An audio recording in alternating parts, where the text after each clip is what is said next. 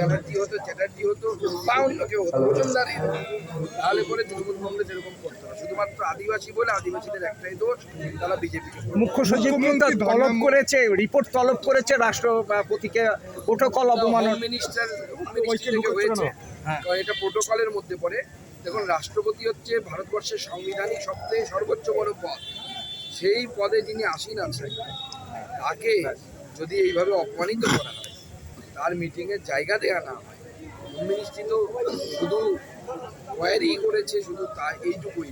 অন্য দেশ হলে মুখ্যমন্ত্রী অ্যারেস্ট হয়ে গ্রেপ্তার হয়ে। আচ্ছা, মুখ্যমন্ত্রী ধর্ণা মঞ্চ থেকে বলছে যে গ্যাসের দাম বৃদ্ধি হয়েছে এবং আজকে মহিলাদের একেবারে কালো কাপড় পরে বেরোতে বলেছে, খুন্তি এমনকি ওভেন নিয়ে পর্যন্ত আসতে বলেছে। তৃণমূলের তো বেশিরভাগ মিছিলে আমি কালো কাপড় পরাই মহিলাই তো দেখতে পাই, চোখ ঢাকা থাকে কালো কাপড়, অন্য মহিলারা তো আসে।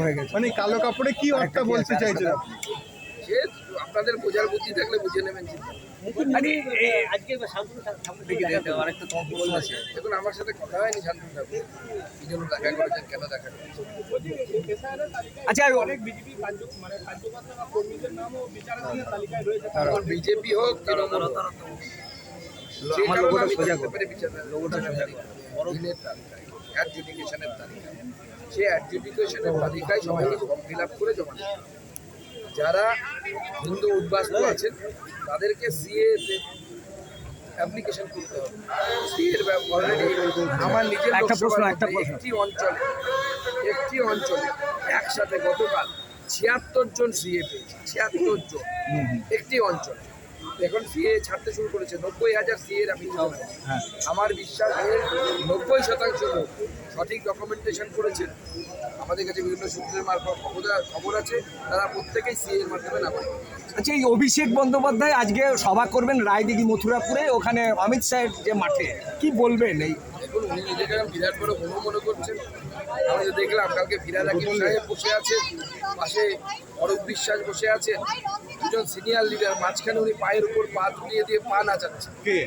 অভিষেক ভিডিও আছে। আগে সহবক্তা তো শিখুক, মুখ্যমন্ত্রী কথা বলতে যাচ্ছে তখন পায়ের উপর পা তুলে দিয়ে পা নাচাচ্ছে।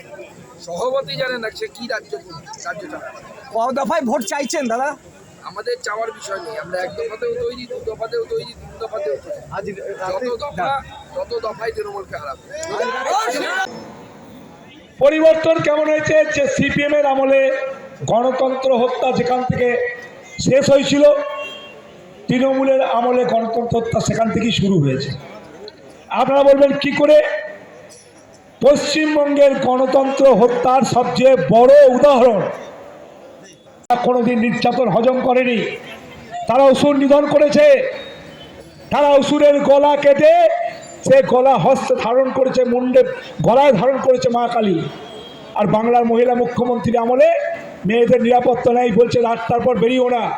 ভাবুন, এটা যে পশ্চিমবঙ্গের পরিবর্তন, আর 14 বিজেপি পরিবর্তন কি দেখুন। আপনি কি জটিল কিছু সমস্যায় ভুগছেন? সমাধান পেতে চান? যোগাযোগ করুন প্রখ্যাত জ্যোতিষ ও তান্ত্রিক মনসারাম ভট্টাচার্যের কন্যা মনসা কন্যার সাথে। প্রখ্যাত জ্যোতিষ ও তান্ত্রিক মনসা কন্যা হাওড়া জানবাড়ি ও হাতিবাগানের নিজস্ব মন্দিরেও বসেন। যোগাযোগ 9830106967 আর 9239655323।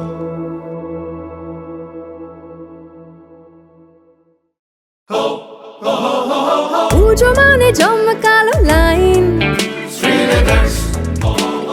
ড্রপ বক্স লোফা লুফি আইন, পেপারের ক্যাটালগে আঁকা, বাঙালির ইমোশনে মাখা। এ ভরসা কি উপায়, জার্নি পায়ে পায় পৌঁছে দেবে ঠিক ডেস্টিনেশন। বিশ্বমান শ্রীলেদার্স, খাঁটি দাম শ্রীলেদার্স। শ্রী লেদার্স, হাওড়া ময়দান।